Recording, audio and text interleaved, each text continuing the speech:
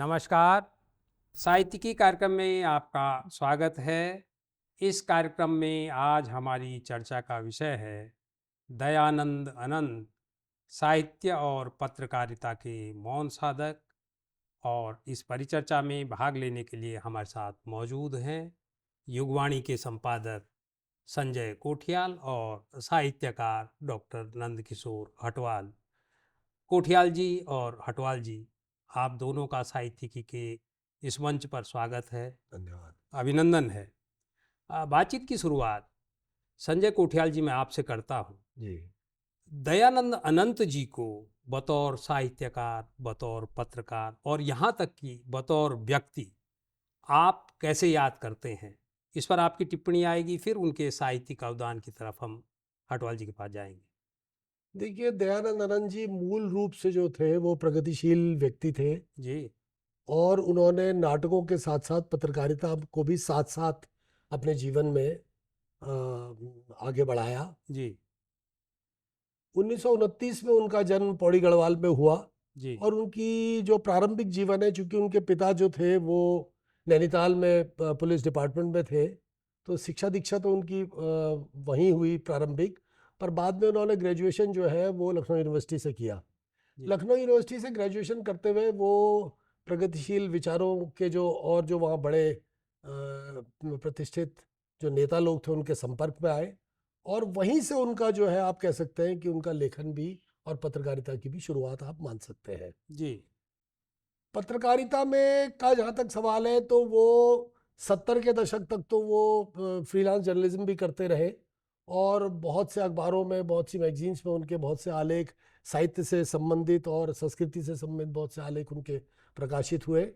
और उस दौर में 70 और 80 के दौर में उनका एक बहुत ही एक अच्छी एक कहानी उनकी एक आई थी जिसको बोलते थे कनॉट सर्कस के कौवे। हाँ, बहुत और चर्चित वो इतनी चर्चित कहानी भी, पर उसके साथ साथ वो पत्रकारिता भी करते रहे। और आपको मैं एक बात बताऊं कि इतने बेझिझक होकर वो पत्रकारिता करते थे कि 80 के दौर में उससे उसके बाद के दौर में उन्होंने एक रिपोर्ट की और किसी माफिया तंत्र के खिलाफ उन्होंने रिपोर्ट की और उसके बाद उन पे हमला हुआ। जी बहुत दिनों तक वो कोमा में रहे। हम्म, उनकी बेचारी पत्नी बहुत जूझी उनके साथ और लगभग कई महीनों तक वो कोमा में रहे और उसके बाद जब वो ठीक भी हुए तो मतलब वो ऊर्जा और वो सब तमाम चीजें उनकी नहीं बची। जी पर उससे पहले उनका पत्रकारिता का जीवन बहुत ही बेहतरीन रहा।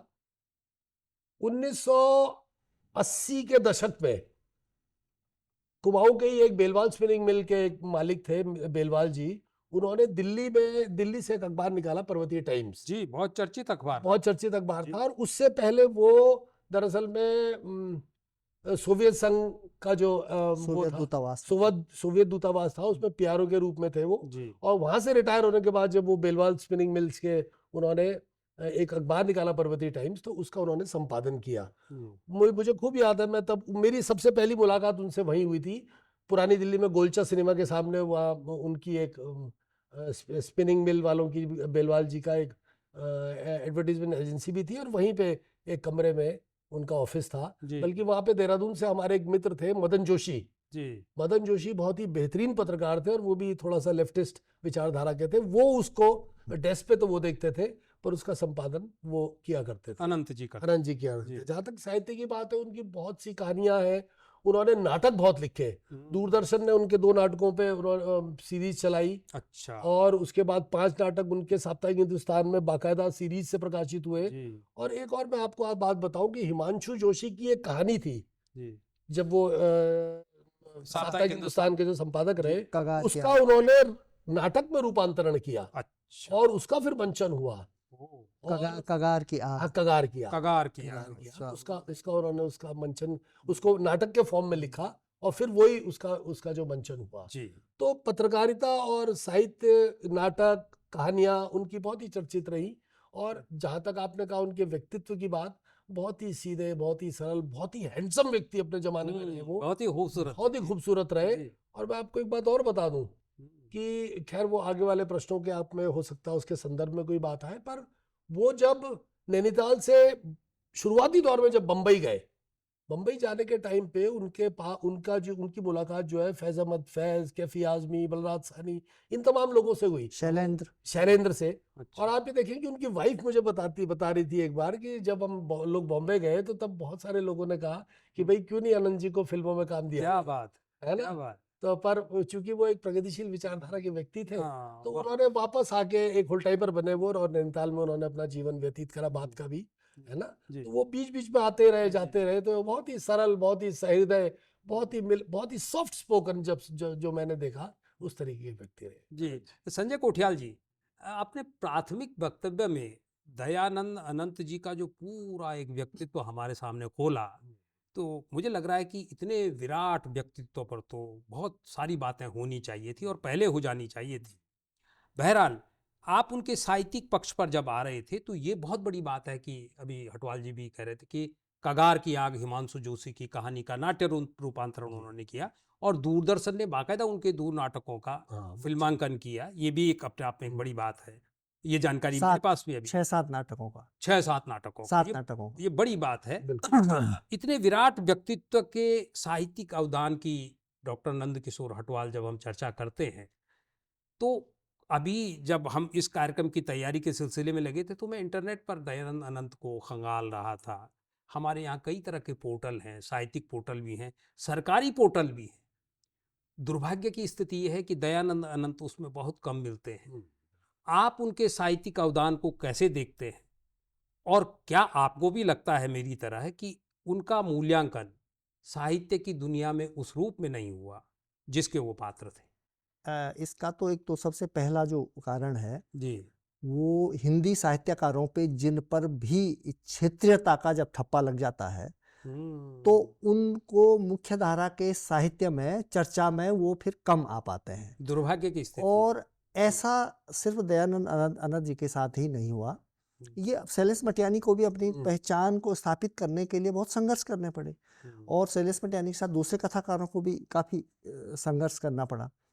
तो एक तो बहुत और फिर दूसरा क्या था कि उनका बहुआयामी लेखन था, पत्रकारिता के रूप में। अभी जैसे कोठियाल जी ने बताया, अच्छा, मैं शुरुआत में बतौर उनको एक पत्रकार के रूप में ही मैंने पहले जाना उनको, साहित्यकार कथाकार के रूप में मुझे जानकारी नहीं थी पहले।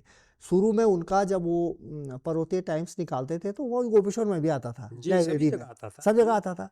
अच्छा, उस जमाने में बड़ा कलरफुल और बहुत अच्छा प्रिंट उसका होता था, तो उसके संपादक होते थे, तो हम लोग उनको एक पत्रकार के रूप में ही जानते थे। लेकिन उसके साथ साथ जब उनकी कहानियाँ और उनके संस्मरण दूरदर्शन पर भी जब उनको पढ़ा, दूरदर्शन पर उनके 7 नाटक, वो हिंदी के ऐसे राइटर भी हैं जिनका दूरदर्शन के प्रारंभिक समय में जिनकी कहानियां दूरदर्शन पे आ बहुत गई बड़ी थी। बात है, जबकि उस समय तब पूरी एक हाँ फेहरिस्त थी साहित्य का। तब आती नहीं थी लोगों जी। की। और उसके साथ साथ उन्होंने संस्मरण भी लिखे, पत्रकारिता में तो बहुत अच्छा उनका योगदान था, कविताएं लिखी, नाटक लिखे, उन्होंने बहुत सारे नाटक लिखे, उनका एक कविता संकलन भी छपा हुआ है। अच्छा। बल्कि वो आप जिसका जिक्र कर, एक कहानी और है उनकी चूहेदानी, चूहेदानी जी। तो वो असल में सोवियत, हमारे ये जो पृष्ठभूमि में हाँ, वो बड़ी प्रसिद्ध कहानी है। और वो जो सोवियत जो दूतावास था, वहां से उस कहानी के कारण उनको वहां से इस्तीफा देना पड़ा। अच्छा। ये जो कहानी प्रकाशित हुई तो उस पर थोड़ा सा दबाव बना, फिर उनका वो थोड़ा व्यवस्था के खिलाफ थी वो कहानियां, एक तरह का तंज था वो।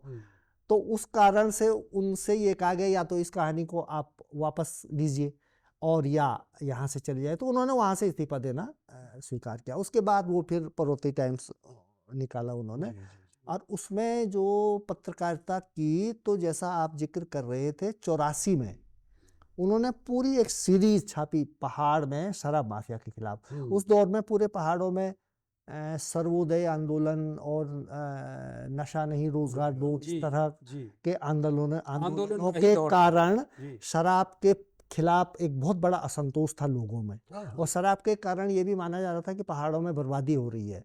तो उन्होंने उसी को विषय बनाकर एक पूरी सीरीज निकाली। उनको बहुत सारी धमकियां मिली, वो नहीं रुके, मतलब इतने निर्भीक भी थे वो। उनके बारे में हमला हुआ, वो कोमा में रहे 84 में, और फिर जब वहां से आए वापस ठीक हो गए थे तो उनकी याददाश्त चली गई थी। मतलब उमा जी जो उनकी पत्नी थी, वो उन अपने उसमें एक संस्मरण में कहीं बताती है कि साथ चल रहे हैं लेकिन उनको ये पता नहीं लगता था ये कौन है। ओ, काफी समय तक उनकी याददाश्त वापस नहीं। बड़ी दुर्भाग्यपूर्ण फिर एक बताते हैं एक दिन नैनीताल रोड पे जा रहे थे तो कोई परिचित मिल गया उनको। उन्होंने कहा कि अरे यार ये तो मुझे देखे हुए लग रहे हैं। तो अचानक फिर थोड़ा सा उनका वो आ गई थी। तो वापसी। असल में हमको उस हमले के बाद वो पूर्ण रूप से फिर एकदम सजग नहीं हो पाए। नहीं हो पाए। नहीं।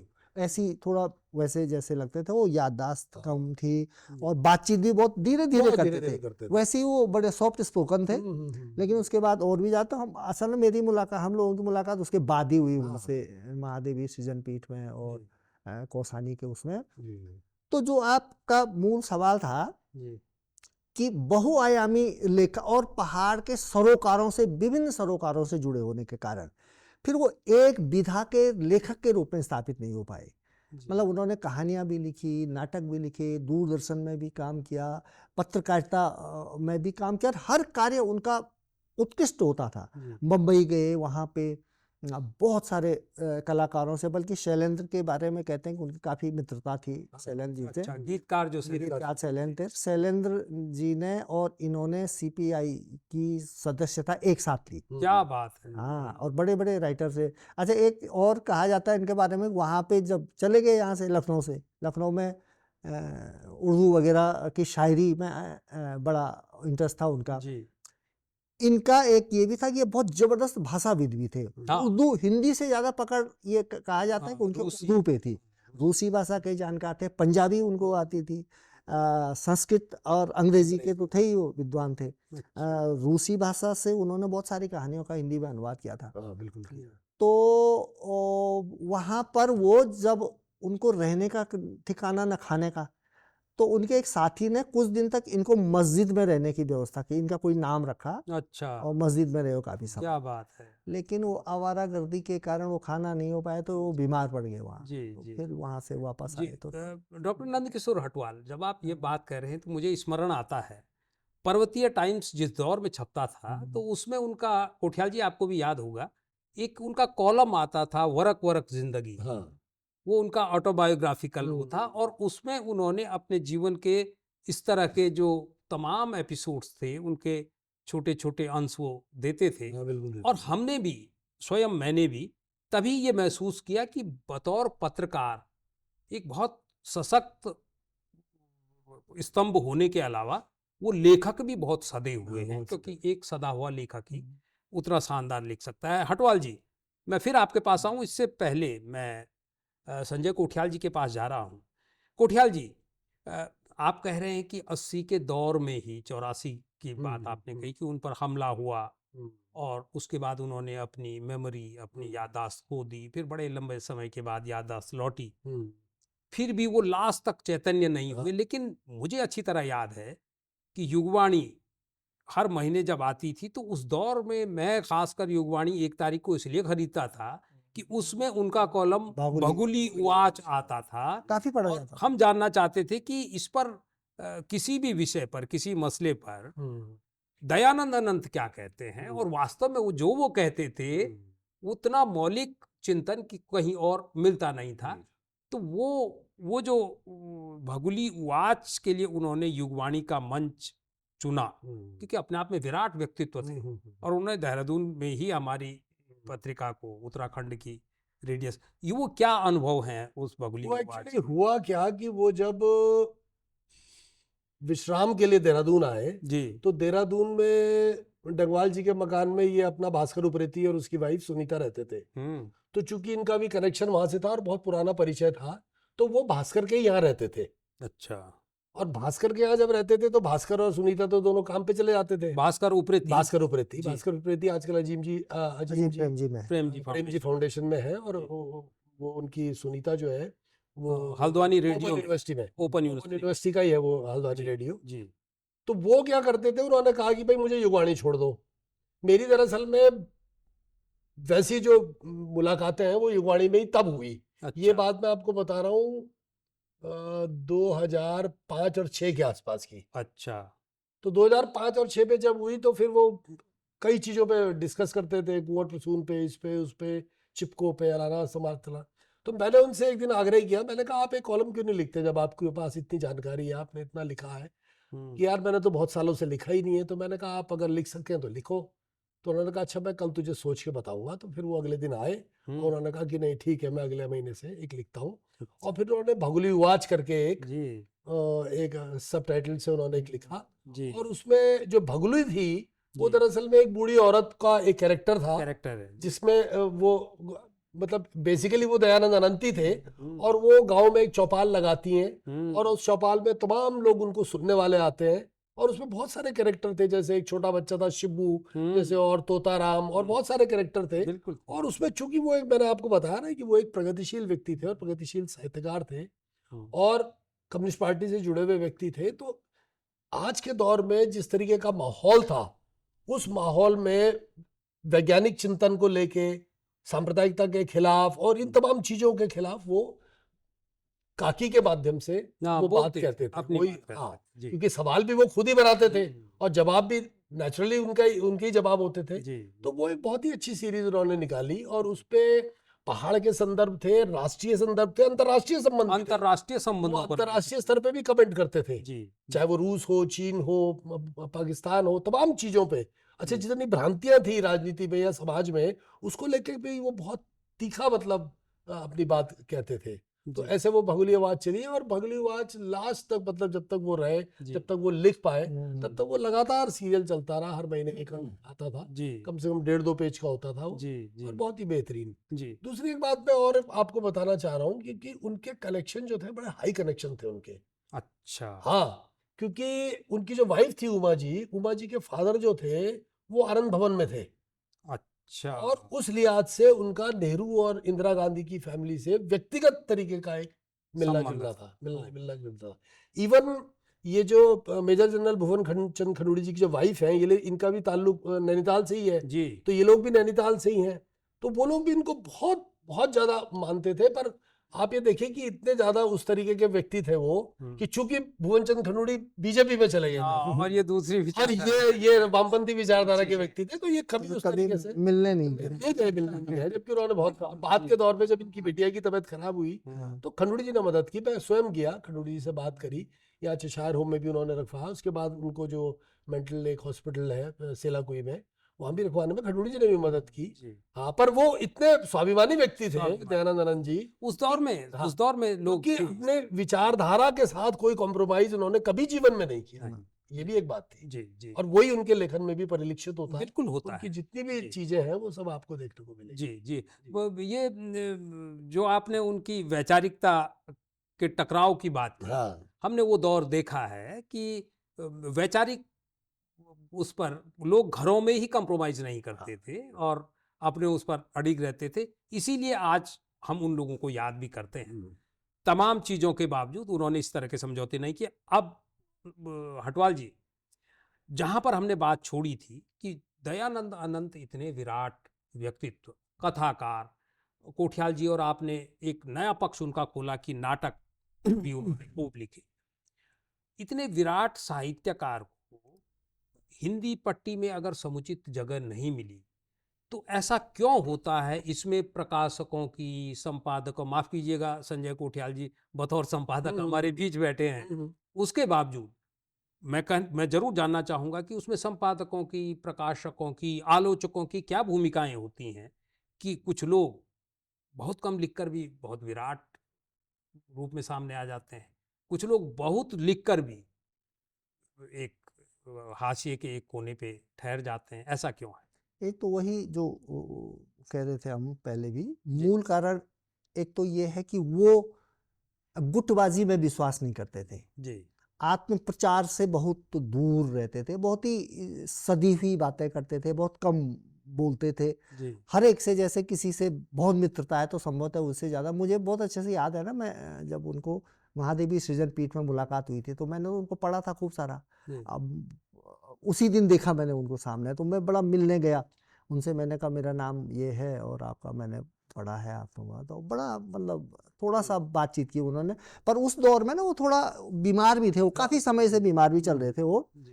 तो एक तो बहुत बड़ा कारण ये था। दूसरा क्या था कि दिल्ली, और आपने देखा होगा हिंदी का जो साहित्य है वो दिल्ली इलाहाबाद केंद्रित ज्यादा है वो। मतलब वहां पर अगर आप किसी गुट में शामिल हो गए हैं तो वो चर्चा में आ जाते हैं, और जैसे स्पॉन्सर्ड चर्चा, क्या इसमें बात भी है। वो विश्वास नहीं करते थे। हम्म, मतलब एक अपना लिखना और ईमानदारी से लिखना, विचारधारा से उन्होंने, जैसा कोठियाल जी बताते हैं, जरा भी कभी कंप्रोमाइज नहीं किया। आप ये देखिए ना, वो वाली घटना तब हमने अखबारों में ही पढ़ी थी, जब उन्होंने माफिया के खिलाफ पूरी एक सीरीज निकाली, शराब माफिया के खिलाफ।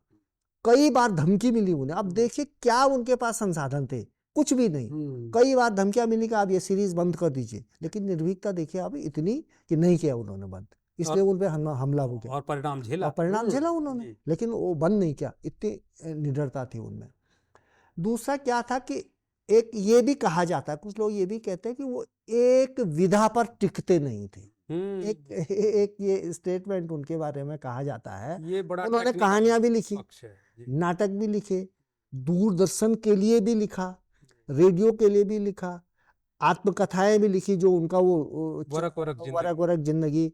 जबकि उनका पहली कहानी गुइया गले न गले, हाँ, गुइया गले न गले। 58 में, आप ये बताइए, इलाहाबाद से छपने वाली कहानी जैसी प्रतिष्ठित पत्रिका में छपी हुई है। पहली कहानी गुइया गले न गले। गुइया गले न गले कहानी जैसी पत्रिका में आई और बड़ी चर्चित भी हुई है। तब के कथा लेखक है। लेकिन शायद जो एक ये भी बड़ा कारण रहा कि कभी बढ़िया पत्रकार के रूप में उनकी चर्चा होती रही, दूरदर्शन के लेखक के रूप में उनकी चर्चा होती रही। उनका एक कविता संग्रह भी है।